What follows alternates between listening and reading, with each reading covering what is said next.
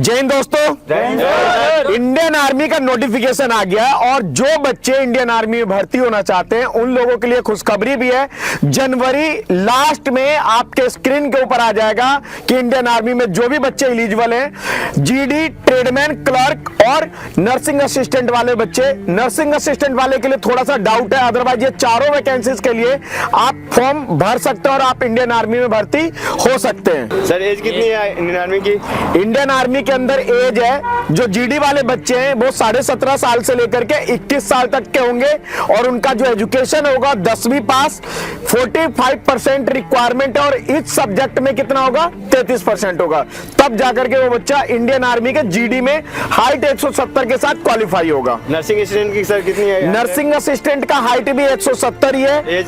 और एज इसके अंदर आपको जो दिया है वो 17.5 साल से लेकर के 23 साल तक का है। आप एक चीज का ध्यान रख लेना कि जीडी, ट्रेडमैन और टेक्निकल, इन तीनों का जो आपका एज दिया, एज वो 21 साल ही दिया, इससे ऊपर आपको नहीं दिया। लेकिन जो 23 साल दिया है वो किस में दिया है? वो नर्सिंग असिस्टेंट के अंदर दिया है। और ट्रेड्समैन की 21 साल ही है ट्रेडमैन की भी जो एज है। फॉर्म कब आएगा सर? फॉर्म भाई देखो, जैसे अभी क्लियर कट बता रखा है कि जनवरी लास्ट वीक तक आपके स्क्रीन के ऊपर इंडियन आर्मी के नोटिफिकेशन के अकॉर्डिंग आपको भर्ती के लिए अप्लाई करने का आवेदन हो जाएगा। सर सिलेबस क्या रहेंगे सर? सिलेबस इसके अंदर देखो, जैसे जो जीडी वाले बच्चे होंगे उसको 4 सब्जेक्ट जीके, जीएस, मैथ और रीजनिंग, और इसके अंदर कुछ क्वेश्चन जो होंगे वो रीजनिंग के होंगे, बाकी जीके, जीएस और मैथ पे ही सारा फाइट होगा। क्लर्क वाले में कंप्यूटर और इंग्लिश इंक्लूड हो जाएगा। सर नंबर ऑफ क्वेश्चन कितने होते हैं? देखो, क्वेश्चन अगर जीडी में जाओगे तो 50 क्वेश्चन होंगे और आपके 100 नंबर के होंगे। 1 घंटे का एग्जाम होगा और ये एग्जाम होगा आपका सीबीटी के अकॉर्डिंग।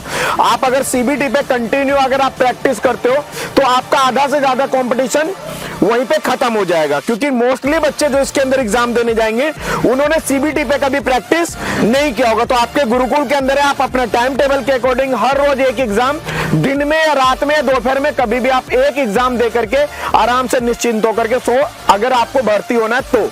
Negative marking sir? 0.5% वो है आपके पास। Qualification sir? 10th है जीडी के लिए, 12th और 12th में पीसीएम अगर आप देते हो तो आपका क्लर्क होगा। अगर क्लर्क में आप कॉमर्स वाले तो आपके कंपलसरी इंग्लिश होगा इसके अंदर। क्लर्क के लिए सर परसेंटेज कितनी? क्लर्क के लिए परसेंटेज और हाइट बता देता हूं कि क्लर्क का हाइट है 162 और इसका जो एजुकेशन है 12th क्लियर होना चाहिए और सब्जेक्ट पीसीएम होना चाहिए। अगर कॉमर्स है किसी बच्चे के पास तो इंग्लिश होना चाहिए और परसेंटेज ऑल ओवर 60 होना चाहिए और इस सब्जेक्ट आपका 50 होना चाहिए। सर ट्रेडमैन में 8th एंड 10th क्लास दोनों डाल सकते हैं सर? देखो, कुछ भर्तियां जो ट्रेडमैन में होता है इंडियन आर्मी के अंदर वो 8वीं लेवल से बिल्कुल पर्टिकुलर निकाला जाता है। बाकी जो 98% जो ट्रेडमैन की भर्तियां हैं वो 10वीं लेवल पे होती है और उसके अंदर ऑल ओवर भी 33% मांगते हैं और इस सब्जेक्ट भी 33% मांगते हैं। फिजिकल में क्या होगा सर?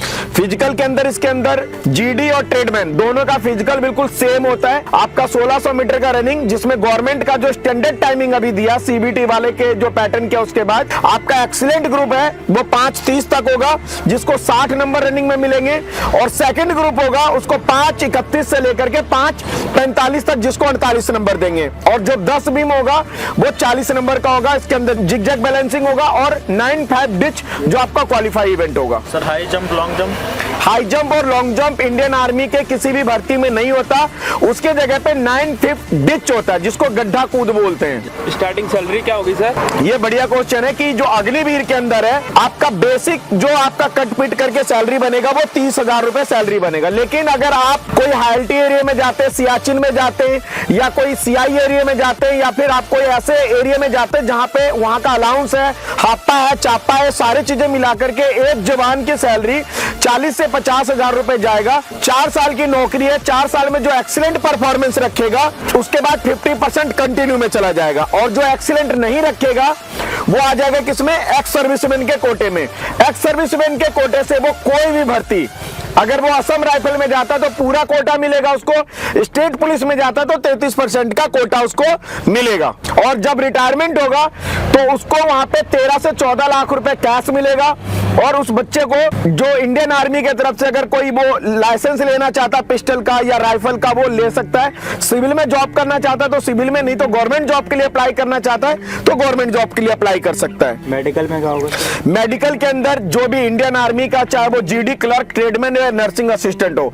इसके अंदर आपका आंख, कान, नाक, दांत, hydrocele, piles, knock knee, carrying hand angle, आपका फ्लैट फुट, XYZ जो भी और इसके अंदर होता है पसीना वगैरह, वो सारे चीजें आपके चेक होंगे। वो सर जैसे डॉक्यूमेंटेशन में सेम जो गवर्नमेंट ने मांगा है कि अगर जीडी है तो 10वीं का सर्टिफिकेट कंपलसरी है, डोमिसाइल कंपलसरी है, और आपका जो जाति प्रमाण पत्र है वो कंपलसरी है, और इसके साथ जो सपोर्टिंग डॉक्यूमेंट होता है कि आप कहां रहते हो, आपका आधार कार्ड और पैन कार्ड, बैंक का, ये सब सारे चीजों की रिक्वायरमेंट है। 4 साल के बाद कितने परसेंट को फिक्स किया जाएगा? देखो 4 साल अगर आपकी नौकरी कंप्लीट होती है और आपका वहां पे परफॉर्मेंस जो वहां के प्रोग्रेस कार्ड के अकॉर्डिंग अगर आप एक्सीलेंट कैंडिडेट हो तो आपको कंटिन्यू कर लेंगे 50% बच्चों को, और जो एवरेज से डाउन है, जिससे ना तो दौड़ा जाता है, ना भागा जाता है, ना कहीं अपने सीनियर का कमांड नहीं सुन रहा है, उसको आए दिन उसके कोई ना कोई प्रॉब्लम रहता है, तो ऐसे बच्चे को एक्स सर्विसमैन का कोटा दे करके और 13 लाख रुपए दे करके उसको बोल देंगे कि आप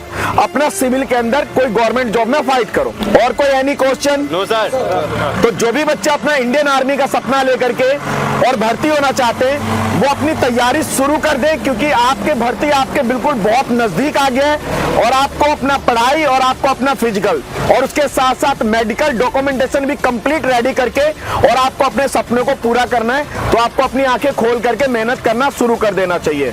जय हिंद।